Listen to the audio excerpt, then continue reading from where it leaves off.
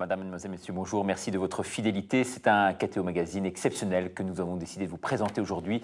Nous vous emmenons dans les jardins du Vatican. Le Vatican, vous le savez, c'est un État dans l'État, défini en 1929 par les accords de Latran. C'est une enclave dans Rome, réduite à 44 hectares et à moins d'1 millier d'habitants. Alors, ces 44 hectares comprennent la place, bien sûr, la basilique Saint-Pierre, que l'on connaît bien, le palais du Vatican, et puis ces fameux jardins du Vatican, dont il sera aujourd'hui largement question dans cette émission. Jamais ces jardins, vous verrez, n'auront été montrés de façon aussi insolite, à l'ombre de la gigantesque basilique, où convergent des milliers de pèlerins du monde entier. Ils vont s'offrir à vous dans un instant. Nous y avons déambulé avec un guide tout à fait étonnant, qui est le Père Gatti. Le Père Gatti, c'est un franciscain cordelier. C'est un document que nous avons réalisé avec nos équipes de KTO, avec Frédéric Jakovlev, ici présent. Bonjour Frédéric. Mais également avec Emmanuel Morlin et Emmanuel Pelat. Alors Frédéric, vous êtes notre journaliste. Avant de visionner ce reportage qui dure 45 minutes, quelles auront été vos impressions au cours de ce tournage ? Je crois que moi j'ai vraiment été très ému de pouvoir rentrer, de pouvoir accéder dans ces jardins. On sent vraiment à tout moment que finalement très peu de visiteurs peuvent rentrer comme ça. Il y a des moments dans l'année où le pape autorise les visiteurs à rentrer, mais ils sont finalement assez rares. Et on sent en avançant dans ces jardins qu'on est là dans un endroit où peu de monde ont cette chance-là de voir ces fabuleux jardins. En plus, il y a beaucoup de policiers dans le Vatican, les fameux gardes suisses, et régulièrement on nous demandait l'autorisation de tournage. Donc il y a tout ce climat qui fait qu'on se sent un peu privilégié, c'est finalement pas désagréable. Et puis après, pour pouvoir filmer, il y a la fameuse autorisation à obtenir. Il a fallu montrer patte blanche avec différents services au Vatican. Il y a les gendarmes d'un côté, les religieux de l'autre. Chacun doit se coordonner, donner l'autorisation. Tout cela était finalement assez long. On a eu la chance de pouvoir le faire. Donc finalement, c'est tout ça qui fait que...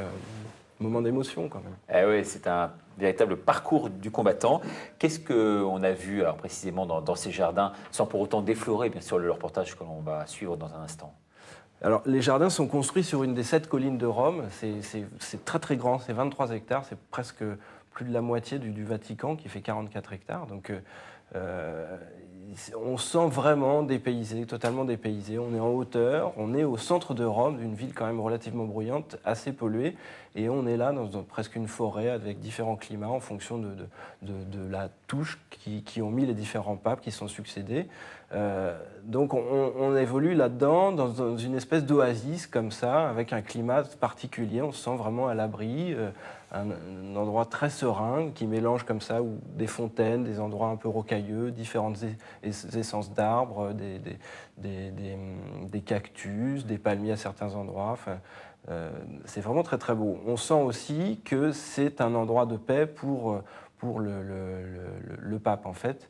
Un endroit de promenade, sans doute le seul au Vatican qui permet au pape d'aller se reposer, prendre un peu l'air à l'abri. Il faut savoir que finalement, même si ces jardins sont fabuleux, merveilleux, très peu de papes les ont utilisés, se promènent là. Ils préfèrent tous aller, c'est le cas de Jean-Paul II, à Castel Gandolfo. Et finalement, c'est très bien fait. Il y a un héliport qu'on verra dans le sujet qui permet à Jean-Paul II d'aller à Castel Gandolfo en une vingtaine de minutes. Oui, vraiment des lieux chargés d'histoire, on va le voir dans un instant. Un mot peut-être, Frédéric, également sur l'économie du Vatican. Une économie un peu à part, je dirais, dans ce monde italien, c'est vrai, qui a tendance à l'encercler. Oui, alors le Vatican, c'est vraiment un État, vraiment...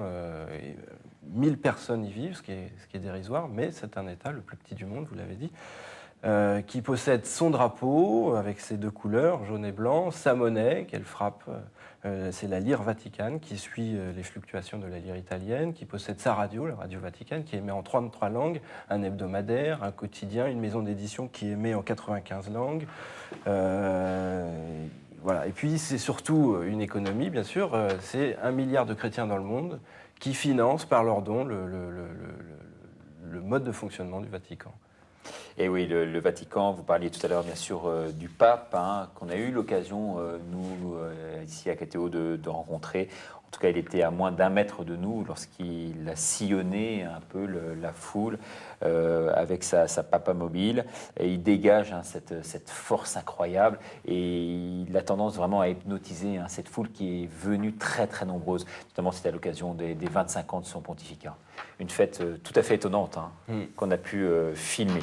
Ce que je vous propose maintenant, c'est de visionner ce reportage donc, réalisé par Frédéric Jakovlev. Vous allez voir une ambiance très particulière.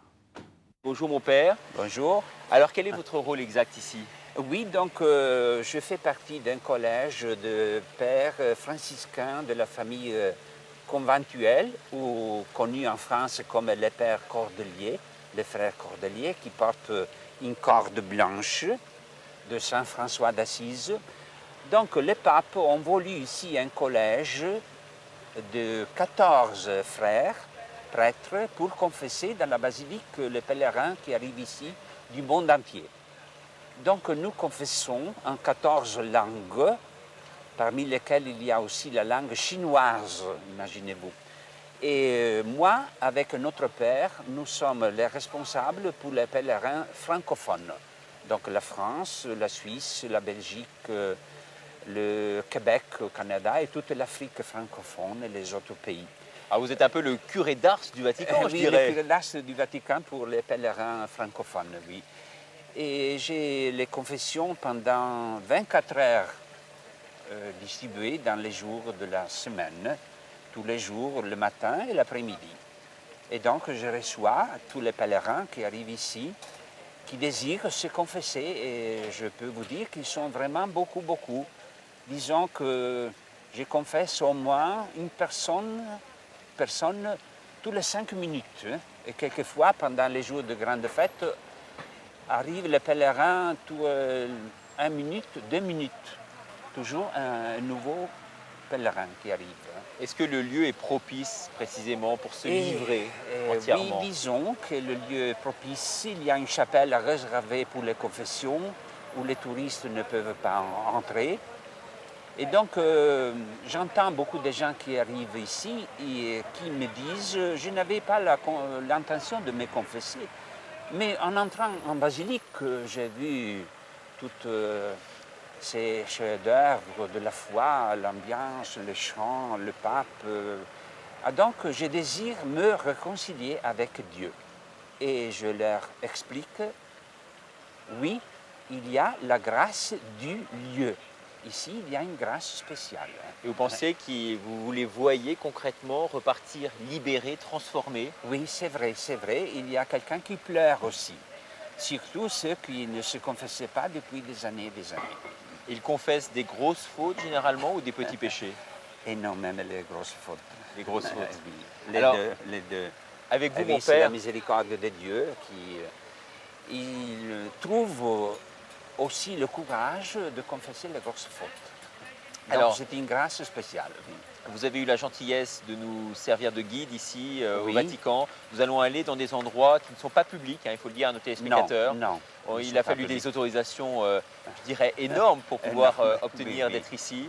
Alors on va commencer par voir ce bâtiment derrière cette station-service ici. Vraiment, c'est quelque part une ville dans la ville. Il y a un supermarché, il y a une station-service. C'est un état, il y a la gare aux marchandises, il y a l'héliport, il y a la pharmacie, il y a tous les supermarchés, il y a tout.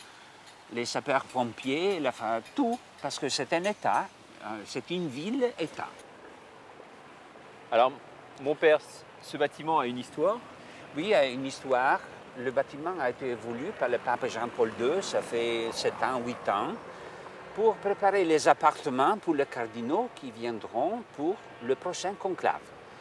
Parce que autrefois, il n'y avait que des chambres à côté de la chapelle Sistine, mais sans service, c'était très difficile de les loger.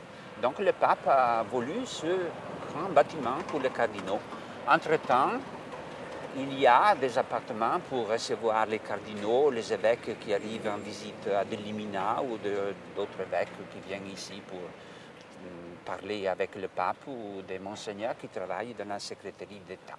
C'est ça, le pape qui multiplie les audiences à longueur d'année, Oui, hein, oui, puisqu'il oui, reçoit les oui, évêques et les oui, oui. cardinaux, bien sûr, du monde entier en Du monde permanence. entier. C'est ça, c'est ça. Il est très au fait de tout ce qui se passe. Et donc les cardinaux, on le voit ici, sont Oui. logés ici. Les 130 cardinaux, Oui, oui. à peu Quand près, il y aura le conclave, bien sûr, Oui. oui, oui. Ça fait 7 ans, 8 ans, je pense, qu'il est prêt. Oui. Alors c'est vrai La qu'actuellement, providence du pape. on parle beaucoup de ce Oui. conclave et de Oui. ces mini-conclaves Ah, oui. qui sont organisés en marge de toutes ces C'est réunions vrai, ici c'est vrai, à un l'occasion séjour. de 25 Un ans du séjour. pontificat du pape. Oui, Alors oui. maintenant, où avez-vous décidé de nous amener? Et donc, je vous amène voir les lieux les plus importants d'ici, dans les jardins, en commençant par, disons, l'hôtel de ville, parce que la Cité du Vatican a aussi son hôtel de ville, la mairie. Après la gare aux marchandises, le pape, quelquefois, prend le train, la dernière fois, pour aller à Assise. Hein, On se souvient très bien. Avec tous les chefs des Assise religions. 2. Assise 2, oui. Nous verrons aussi l'héliport, où il y a l'hélicoptère du pape pour se déplacer, ou à Castel Gandolfo, ou vers l'aéroport de Rome pour voyager dans les nations du monde. Après, nous verrons le petit monument à la Vierge Marie de Fatima qu'il a voulu après son attentat de la place de Saint-Pierre, comme remerciement à la Sainte Vierge Marie. Alors ça, c'est une histoire, on peut peut-être Oui, en parler. en Effectivement, parler, c'est oui, la oui. main de la Vierge Oui, qui oui, aurait la main guidé de la la Vierge, balle oui. et Oui, l'aurait oui. aiguillé un peu différemment. Oui, oui, c'est ça. Et Le voyons pape qui voue une d'autres admiration sans nom pour la Vierge Marie. choses. hein. Ah oui, toujours, toujours. Oui, oui.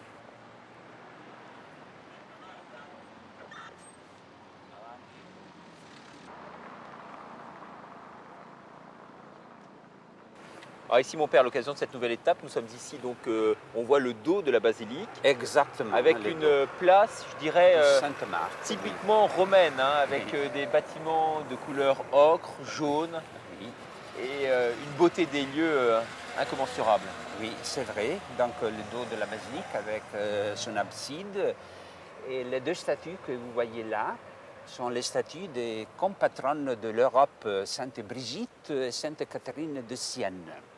Et face à moi, il y a le bâtiment avec des appartements pour des évêques, des cardinaux aussi. Et de l'autre côté encore, l'autre bâtiment s'appelle le palais du tribunal parce qu'il y a le tribunal de l'État et donc le siège du commandant de la gendarmerie qui est la police de l'État du Vatican et au-dessus les appartements pour les pères pénitenciers, sauf l'appartement pour son éminence, le nouveau cardinal Torrent, Louis Torrent, qui habite exactement là, Ah oui, le au deuxième français qui vient étage. d'être oui. nommé cardinal. Cardinal qui vient d'être nommé, exactement. Alors vous dites qu'il y a un tribunal ici, mais concrètement... Oui, le tribunal de l'État pour les causes soit civiles, soit criminelles. Parce que tout est organisé dans la cité. C'est un État, donc il y a tout. Mais il y a des... Avec un juge, oui. Et il y a de nombreux procès en cours ici Oh ou, non, non, c'est plus pas de limité nombreux, qu'ailleurs, parce que- forcément. C'est vrai. Le plus grand procès, il y a eu quand ça fait 2 ans et demi, il y a eu l'homicide d'un garde suisse hein, et du commandant aussi, et le suicide de celui qui les a tués. Donc le procès a été fait là. Alors justement, concernant les gardes suisses, c'est peut-être l'occasion d'en parler. Ils règnent ici en maître, je dirais, ils sont partout. hein. C'est eux qui assurent la sécurité du pape. Ici, oui, les gardes suisses ont été appelés ici en 1506 par le pape Jules II. Et ils sont restés toujours fidèles hein, ici. Donc ils ont la responsabilité du palais du pape, le palais apostolique, de son appartement, ici et à Castel Gandolfo. Et aussi de sa personne. Ils doivent donner même leur vie pour défendre le pape. Et c'est impressionnant Ils de voir sont- tous ces jeunes hein, oui, qui ils sont dévoués 120, au pape. Ils sont 120. Ils doivent être catholiques, pratiquants et de nationalité suisse, bien sûr. Et de bonnes vertus, ça on Et, l'imagine. oui, oui, une vie, disons, des vertus. Ils restent au moins 2 ans ici, mais ils peuvent continuer s'ils veulent. Oui, Prochaine d'accord. étape, mon père.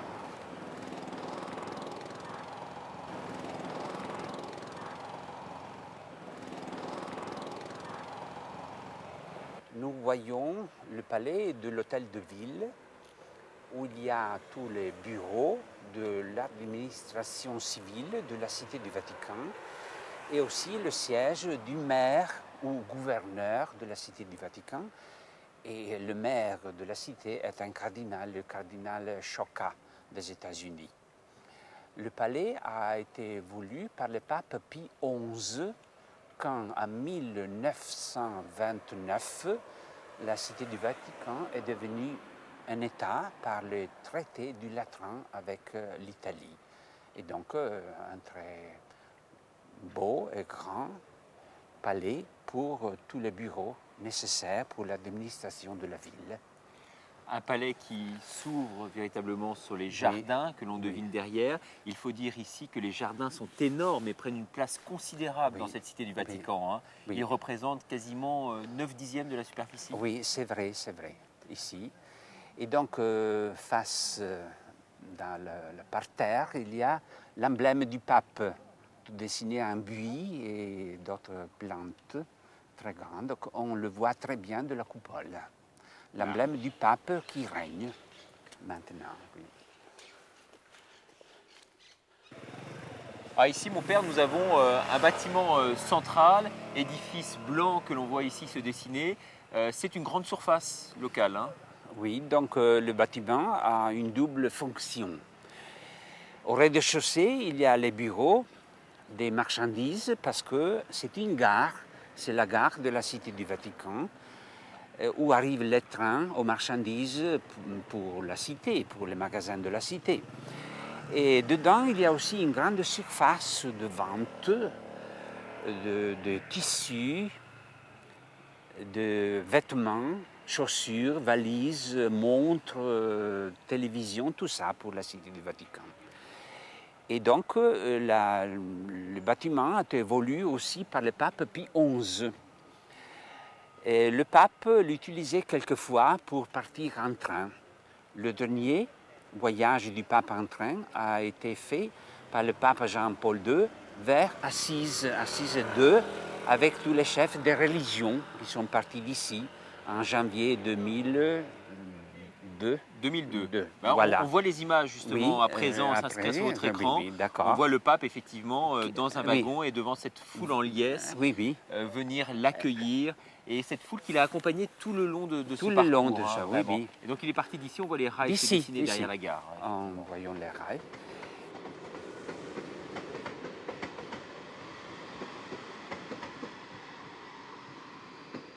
Et le grand portail là est la frontière avec l'Italie. Quand les trains arrivent, on ouvre le portail pour les faire rentrer et pour sortir après. Voilà le quai de la Cité du Vatican. Avec une cité qui abrite combien de personnes a priori disons, pendant la journée, avec tous les employés qui arrivent, il y a aussi au moins 3500 personnes. 3500 personnes, mais qui ont une prise directe avec le milieu religieux. Exactement, dans la Secrétaire d'État, les gendarmes, la police, les gardes suisses, les archevêques, les pères pénitentiaires, les familles aussi. Donc n'importe qui ne peut pas élire résidence ici. Non. Les employés des musées, de la bibliothèque, des archives, et même ici pour les bureaux de la gare. La majorité, le soir, partent pour la ville de Rome où ont leur maison. Les autres restent ici, ils ont la résidence, comme nous, les pères pénitentiaires. Donc ils restent pendant la nuit, disons, 1200 personnes ici. Un paysage resplendissant ici, mon père, avec de nombreuses fontaines et des jardins merveilleusement entretenus. Oui, nous voyons une des fontaines des jardins et de la place de Saint-Pierre aussi, parce qu'il y a au moins entre les grandes et les petites 100 fontaines ici dans la Cité du Vatican. Et les eaux, imaginez-vous, viennent directement d'un lac, le lac de Bracciano, à 60 km de Rome. Il y a un tunnel de 60 km qui arrive jusqu'ici à Rome, un tunnel voulu par l'empereur romain Trajan, au IIe siècle après Jésus-Christ. Et le pape Paul V, au début du XVIIe siècle, a restauré cet aqueduc. Et donc les eaux arrivent ici directement de ce lac. Mais qu'est-ce qu'elles ont comme vertu, ces eaux? Non, c'est normal, il n'y a aucune vertu. Mais elles permettent d'alimenter donc tout le réseau ici hydraulique. les eaux alimentent seulement les fontaines. Pas pour boire, parce qu'il y a l'aqueduc de la ville de Rome. Seulement pour la beauté des fontaines et pour arroser aussi les pelouses, les parterres et tous les arbres. Parce qu'il y a une trentaine de jardiniers qui travaillent toute la journée ici pour l'entretien des jardins. Mais est-ce que vous voyez souvent le pape, est-ce que durant son pontificat, il est venu souvent se ressourcer, disons, pour employer un terme local, dans ces jardins ici? Ce pape aime plutôt aller dans les jardins du Castel Gandolfo. Ici, d'habitude, il vient seulement pour rejoindre l'héliport et pour partir. Donc, quand je vois le pape, je le vois dans toutes les fonctions en basilique, quelquefois à l'audience. Et une fois, il est venu déjeuner chez nous dans notre salle à manger, dans l'appartement des pères pénitentiaires. Et donc, j'ai pu parler avec lui et rester à la table avec les autres confrères pendant presque 2 heures. Il est resté parmi nous. Et là, j'ai une question à vous poser. Sait-on auprès de qui il se confesse, le pape? Je sais qu'il a un père polonais jésuite, comme confesseur personnel, pas chez nous. Un père jésuite polonais. Donc il est très présent ici dans la cité, le pape. On le voit beaucoup, il multiplie les audiences, mais également il participe à de nombreux offices. Et les offices organise en des basilique, disons, il donne des audiences privées, même dans la salle Paul VI. Quelquefois, il participe à quelques fêtes spéciales, disons, avec une grande bonté et familiarité. Et pour le reste, il est tellement occupé pour les audiences officielles dans le palais du Vatican qu'il n'a pas le temps de se balader beaucoup ici. Premier pape non italien depuis 4 ou 5 siècles. Oui, oui. Donc c'est énorme. Est-ce qu'il a réussi à se faire adopter par la population locale, par la population romaine? Je dis, il a réussi parfaitement. Il s'est vraiment intégré avec la ville, son diocèse et la population qu'il aime beaucoup, beaucoup. Il a eu un discours d'investiture, je crois, qu'il a prononcé en italien et qui a beaucoup touché dans leur cœur Oui, c'est les Italiens.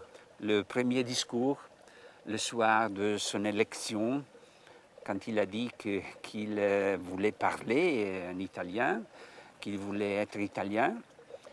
Et il est tombé tout de suite dans une erreur. Il a dit « Se sbaglio, mi corrigerete ». Si j'ai fait une faute, vous me corrigerez. Mais en italien, on ne dit pas corrigerete, mais correggerete. Et donc, tout le monde a ri dans la place, mais il a aimé tout de suite parce que l'âme du peuple a entendu qu'il était un pape bien à côté et très ouvert vers nous. Voilà, mon père, Oui. on va poursuivre cette Oui. belle visite ici en plein cœur du Vatican Oui. avec vous.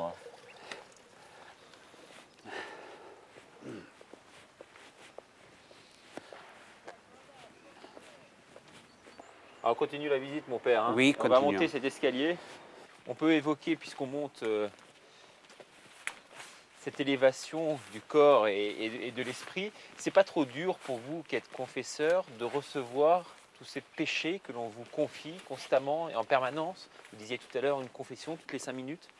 Eh oui, c'est vraiment dur. Quelquefois, je pense aussi à la charge que Jésus a eue dans le jardin des Oliviers, accablé par le péché qu'il allait racheter, mais il a transpiré son sang, accablé par ce lourd poids et aussi, disons, le dégoût pour toutes les offenses contre Dieu, les péchés et l'ingratitude des hommes vers Dieu.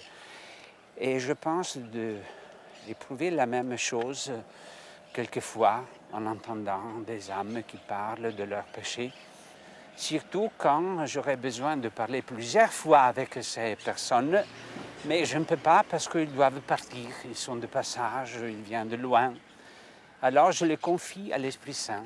Mais après, j'entends tout le poids dans mon âme de ce que j'ai entendu. Alors je les confie à l'Esprit Saint. Est-ce que vous pensez que l'homme est bon de nature quand vous entendez de telles choses?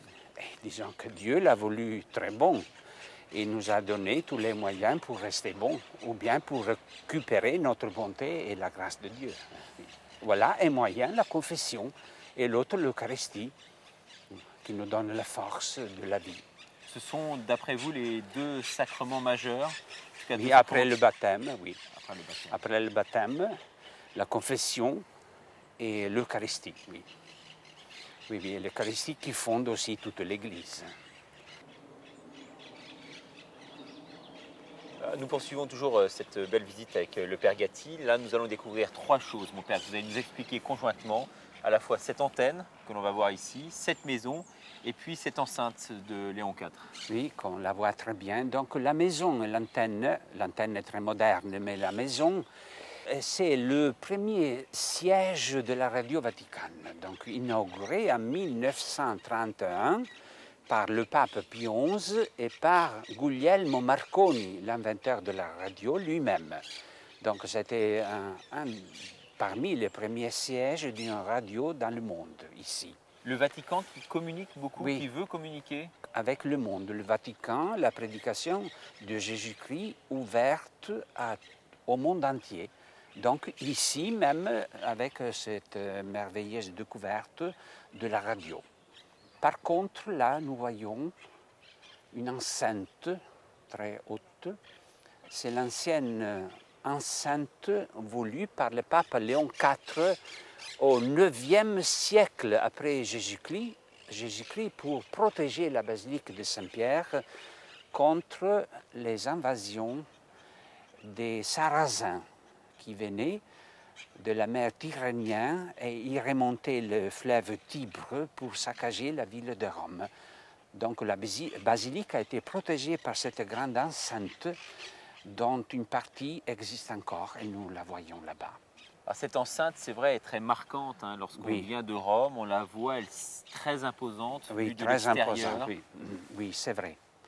Et elle Autre- délimite vraiment Oui. le territoire du Vatican. Hein. Et elle est délimitée parce que dans le XVIe et XVIIe siècle, le pape a élargi le territoire pour comprendre toute la butte du Vatican. Donc il y a une autre grande enceinte derrière, voulue entre 1550 et 1620, 30. Oui. Voilà. Et elle est toujours la frontière de ce côté de la cité du Vatican, de l'État et l'Italie. C'est et ça reste une cité imprenable. Hein. Ah oui, oui, disons. Très gardée, on voit très de, gardée, de oui. nombreux policiers un peu partout, Oui. des gendarmes bien Oui. sûr, on parlait tout à l'heure de la garde suisse, il faut Oui. montrer patte blanche ici quasiment toutes les 5 minutes. C'est hein. vrai, c'est vrai. Mais nous sommes bien protégés. Par exemple, on peut se promener même pendant toute la nuit dans le parc ici, sans rencontrer aucun danger. on Donc c'est la comprend mieux pourquoi. sûreté complète.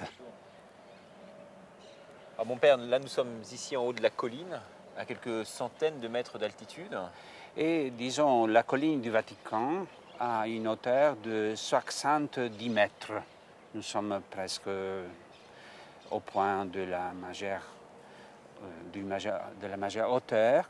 D'ici, on peut voir un panorama de toute la ville de Rome, Ah oui, la vue est le splendide, cœur, le centre, le vieux Rome. Et en effet, au milieu, tout au bout, on voit un grand palais avec le drapeau italien qui flotte. Le palais présidentiel. C'est le palais du Quirinal, le palais présidentiel où réside le président de la République italienne. Vous voyez aussi qu'il y a le drapeau du Vatican, jaune et blanc, qui flotte. Le jaune représente l'or et le blanc l'argent des 2 clés de Saint-Pierre, la clé d'or et la clé d'argent. Et on a cette merveilleuse basilique donc, qui domine la Et- ville, qui s'ouvre Oui. à elle véritablement Oui, et qui la protège. et qui la protège, oui, c'est un centre de foi, de lumière, de culture aussi. Et donc on voit d'ici la grande coupole. Au sommet, vous voyez dans la terrasse beaucoup de touristes qui regardent nos jardins et la ville de Rome et toute la cité du Vatican. C'est toujours plein de touristes qui montent sur la coupole. Des touristes qui n'ont pas la chance donc de venir jusqu'ici, là où nous sommes, puisque nous sommes dans des endroits vraiment privés. Mais privés, très privés, très réservés.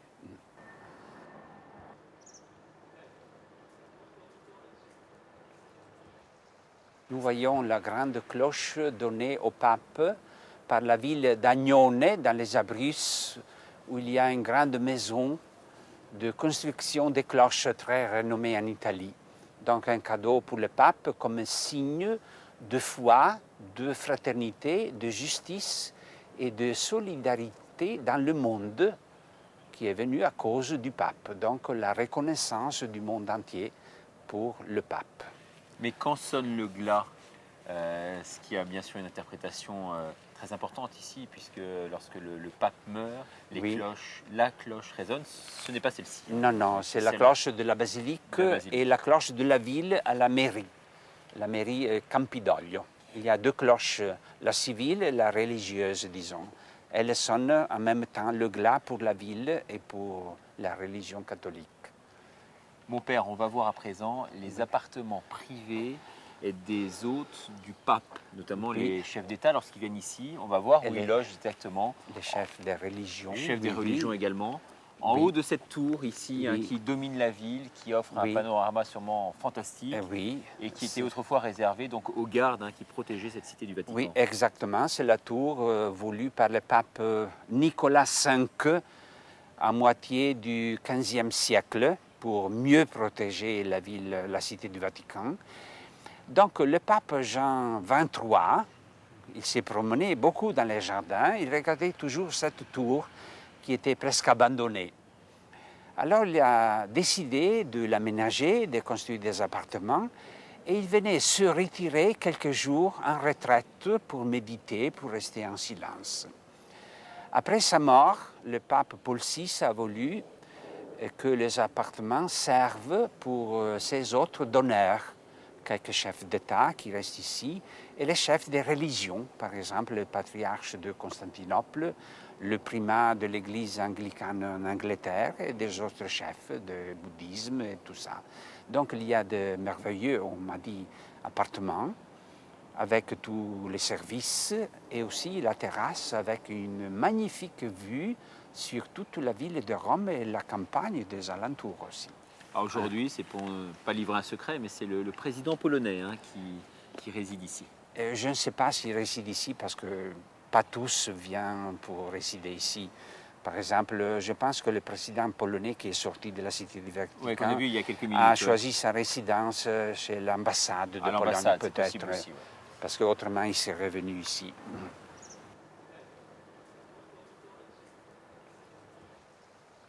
Un petit mot sur cette allée où le pape Pie XII aimait venir déambuler. Merci, le nom, oui, nous sommes dans l'allée Pie XII. Pourquoi ce nom dédié au pape Pie XII? Parce que le pape Pie XII venait ici se promener presque tous les jours, dans l'après-midi, pour réfléchir sur ses discours tout seul et pour les apprendre par cœur.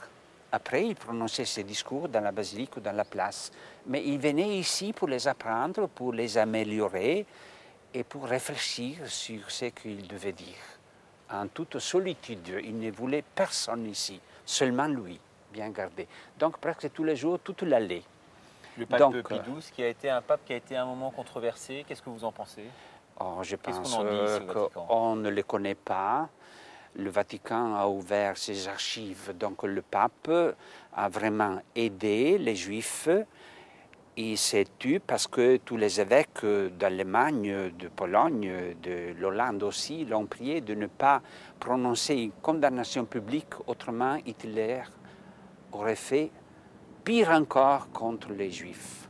Donc il a préféré les aider en cachette, les sauver. Il a fait réfugier ici plusieurs Juifs dans le Vatican et aussi dans les couvents de Rome.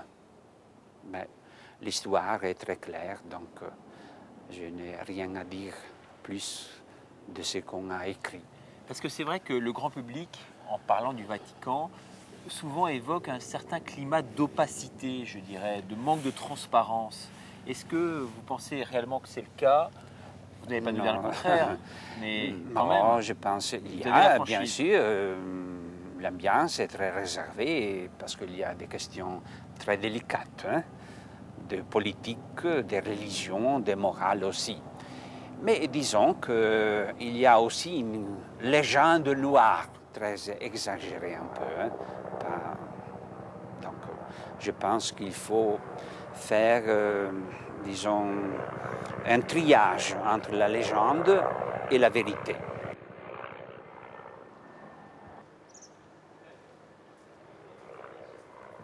C'est un cadeau du diocèse et du peuple chrétien de Reims au pape Léon XIII.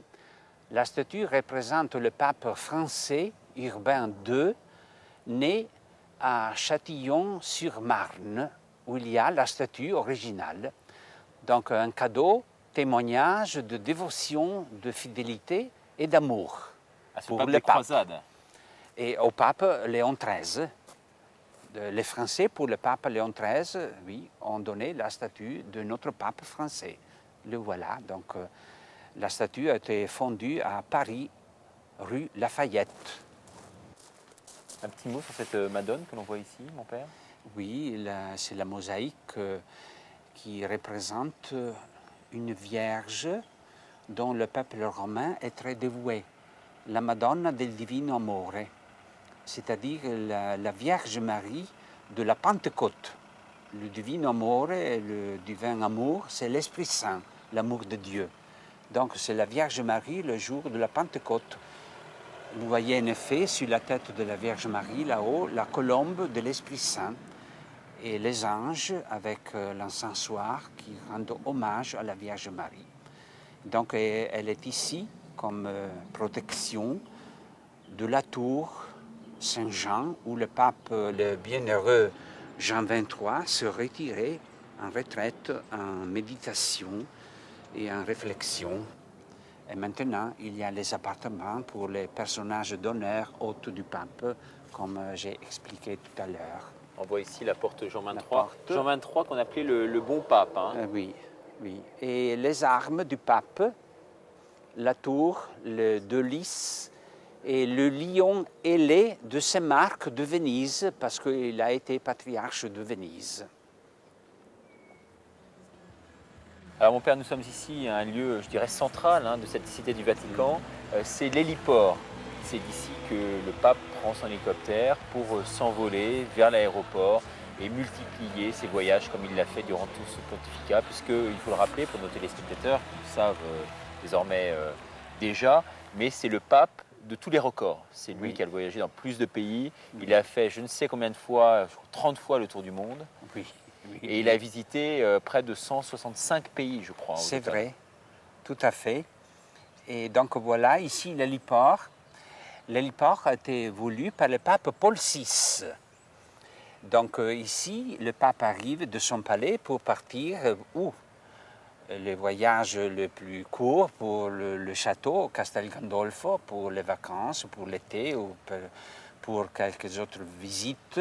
Ce château se situe à combien de kilomètres? 20 km de Rome. 20 km de Rome.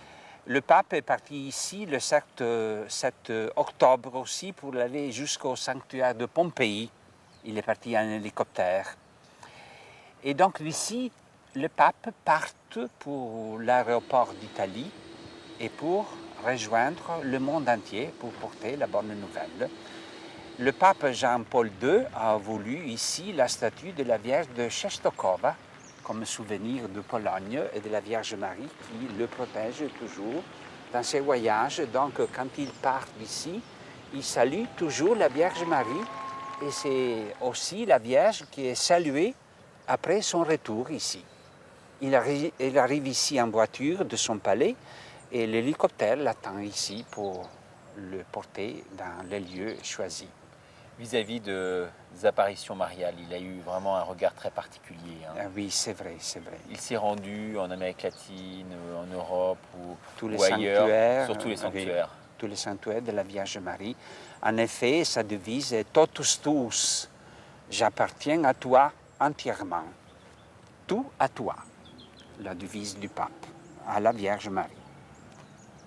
Un pape marial, mais la Vierge Marie nous conduit toujours vers le Christ.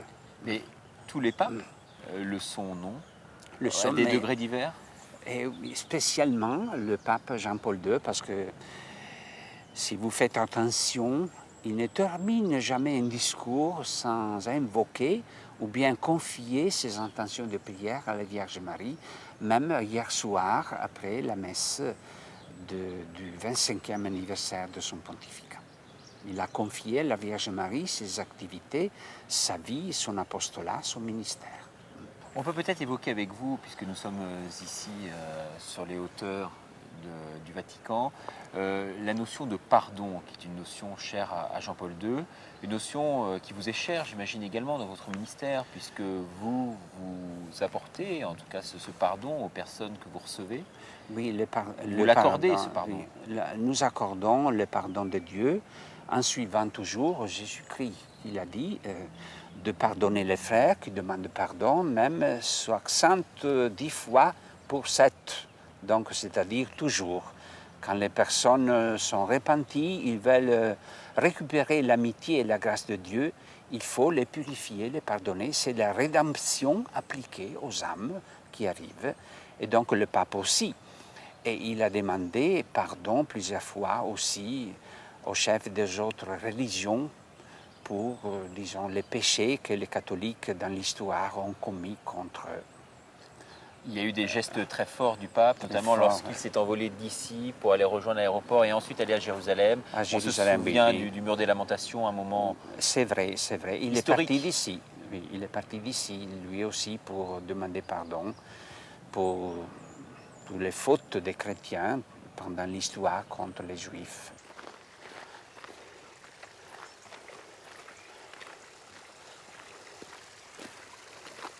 La fontaine des grenouilles. Ah oui. Magnifique, hein.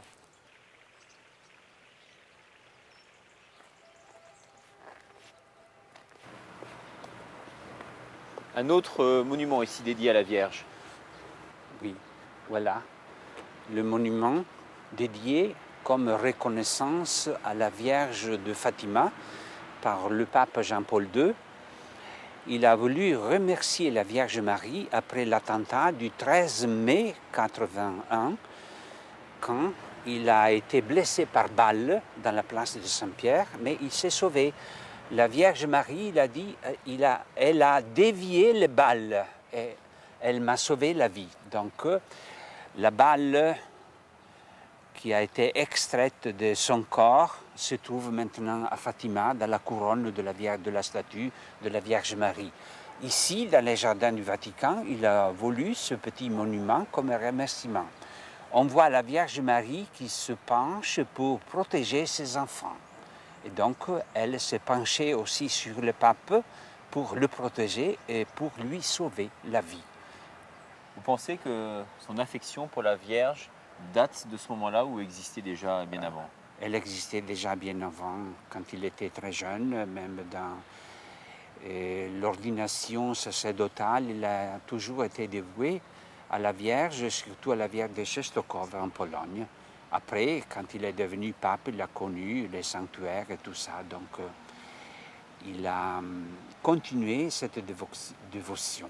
Et il a instillé aussi aux fidèles la Vierge Marie qui porte, qui nous montre, qui nous sauve, qui est le refuge des pécheurs, comme mère de Jésus-Christ et de la miséricorde. Mais il écoute toujours Jésus-Christ, « Fils, voilà ta mère ». On dit de lui que c'est le pape quasiment le plus priant de l'histoire.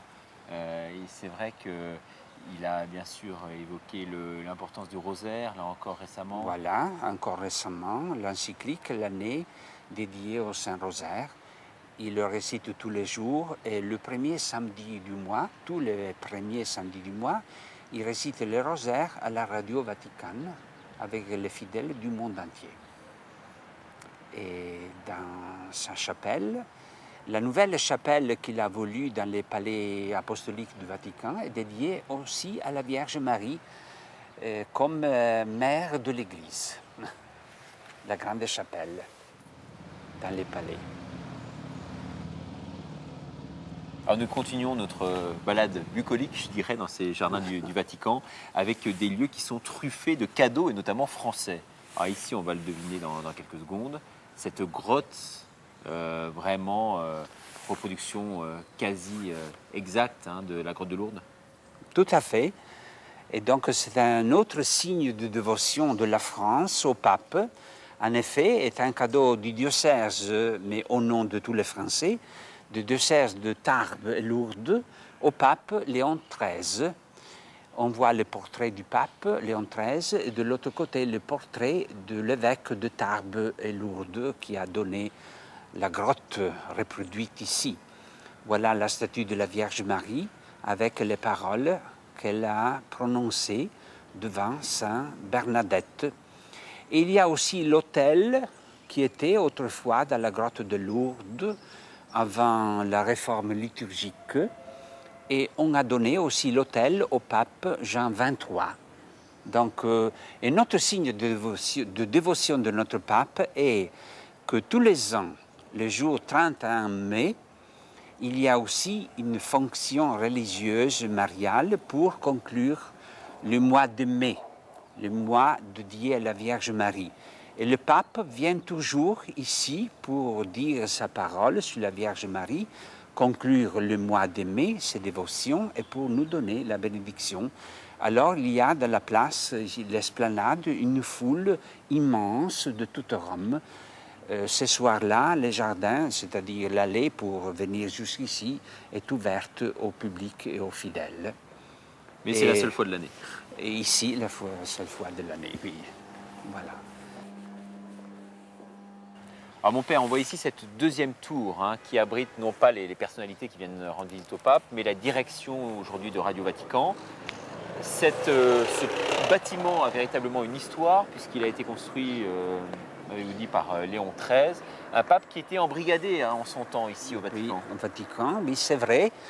Donc la tour et le palais abritent maintenant la direction générale de la Radio Vatican. Mais c'était le palais que le pape Léon XIII avait voulu pour passer dans l'air frais, la chaleur des étés romains, parce qu'il n'y avait pas encore les traités du Latran, de l'accord avec le Saint-Siège et l'Italie. Donc le pape ne pouvait plus sortir du Vatican, ni aller au château à Castel Gandolfo. Donc il était prisonnier dans la cité. Prisonnier, disons, oui, parce qu'il n'y avait pas un accord avec l'État italien. Donc le pape venait ici pour passer un peu les mois d'été, au sommet de la colline. Et le palais maintenant abrite la radio, comme j'ai dit.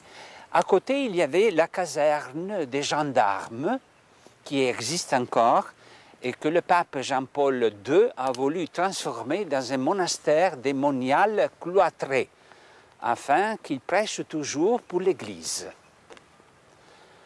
Maintenant, il y a les sœurs cloîtrées carmélites.